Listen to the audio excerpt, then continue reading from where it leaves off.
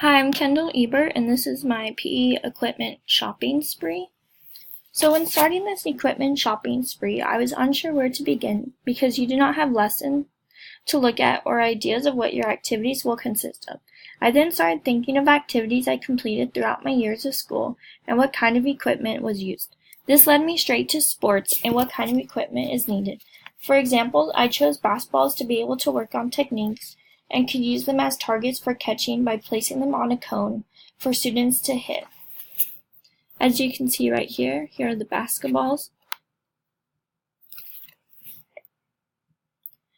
Like I stated before, I began to think outside the box and began to think of equipment that could be used for multiple activities, and for activities that don't use equipment for what it is supposed to be. This began to make thinking of what to put on the list easier. It was hard trying to figure out the ratios on how many of each you needed, but then I figured that if each class has about 35 students, you could break down the class into groups of 5 and do stations for students to go through.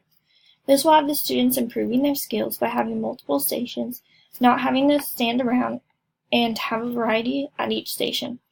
One thing on my equipment list that I thought was very important in class organization was cones, which you can see right here.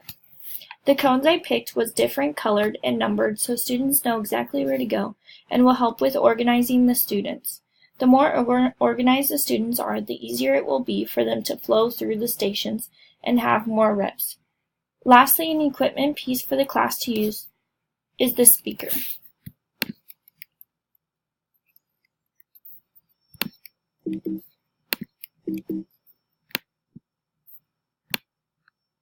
Right here. The speaker will allow the students to listen to music to get them engaged with the activities and allow the teacher to have a speaker for all students to hear them when giving directions. With the speaker, you can also use it as an attention grabber to get students to stop, to start cleaning up, or even rotate to the next station. Here are some more of my PE equipment list.